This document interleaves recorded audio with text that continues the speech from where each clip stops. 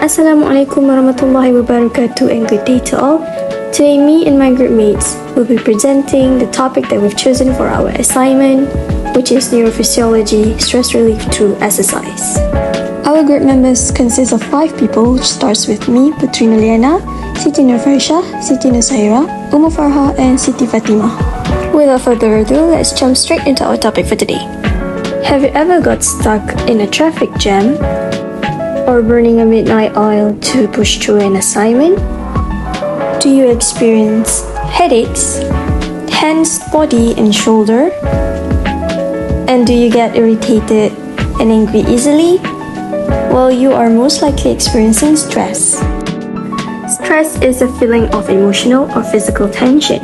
It can come from many event or thought that makes you feel frustrated, angry, or nervous. Depending on the nature, duration, and impact on the body, stress can be categorized in different categories, which is good stress and bad stress. Good stress can help to restore our energy and improve our heart function, increase our stamina and strength, and also sharpen our thinking and enhance our mental ability.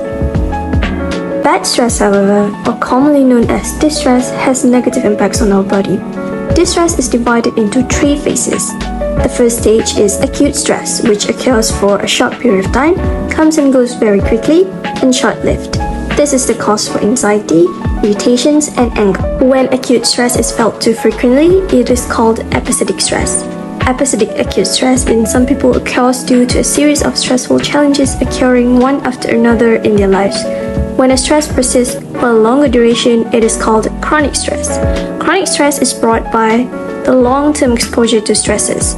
Chronic stresses may not be as intense as acute stresses, but they are more harmful than acute stresses.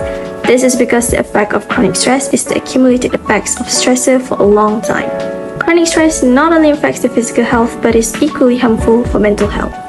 I am Siti Fatima. Here I would like to continue in response to stress. There are 2 responses to stress, which are the sympathetic response and the endocrine response. First, let's take a look at the sympathetic response. The sympathetic response starts from the spinal cord and goes to the adrenal medulla. The adrenal medulla is an extension of our sympathetic nervous system, which we know as the autonomous nervous system, ANS. This is involved in the fight or flight response. It is happening very fast. However, the endocrine response is a lot slower. It is mediated by the hypothalamus.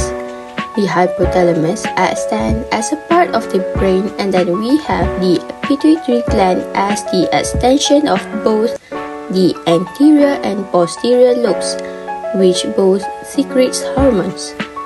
During the stress response, the hypothalamus is going to release a corticotrophin-releasing hormone known as cortisol.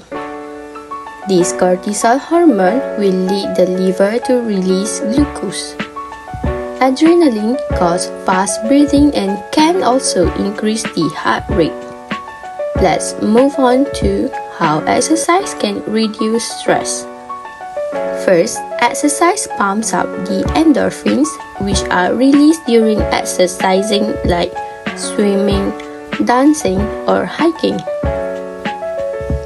Exercise can also be a meditation in motion, as we will concentrate more on our body's movement, which makes us forget about our problems. Lastly, it helps improve our mood, which will ease the stress level and give a sense of command over the body and life.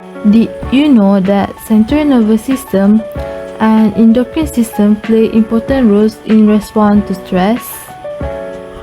So, what actually happens in our body and how stress affects central nervous system? In central nervous system, cerebral cortex, limbic system, thalamus and hypothalamus is the main part that responds to body stress. Cerebral cortex responds to stress by increasing processing of threat through intense focus, planning, and attention, while thalamus increasing the sensory input including spatial sense, such as hearing, vision, and smell. Next, limbic system responds to stress by creating emotional response in amygdala, such as anxiety, fear, excitement, and anger, while hypothalamus secreting stress-related hormone. Next, we will discuss about hormones that will be secreted during stress and exercise. When we are stressed, our body will secrete cortisol, or known as stress hormone. High level of cortisol will cause high blood pressure, high blood sugar, nerve problem, digestive issue, and weaken our immune system.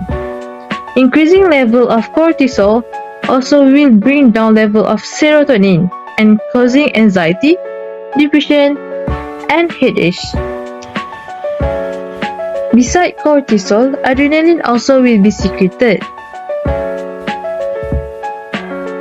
This hormone will increase heart rate, blood flow, and alertness. Also dilates pupils to improve vision, and this will be perfect for fight and flight response. Adrenaline also will decrease our sensitivity to pain, and this is why we sometimes feel numb when we are stressed for a long time of period. Lastly, we will go to feel-good hormone, which is endorphin. Endorphin will be secreted during exercise. It will help you in easing symptoms of depression, helping with stress and anxiety, contributing to weight loss, and improving self-image. Also, endorphin is also known as painkiller, and it can help in alleviating childbirth pain. Next, we go to the content 2, which is reflection. Why is it important for students to exercise? We know that students almost every day experience stress due to the assessments.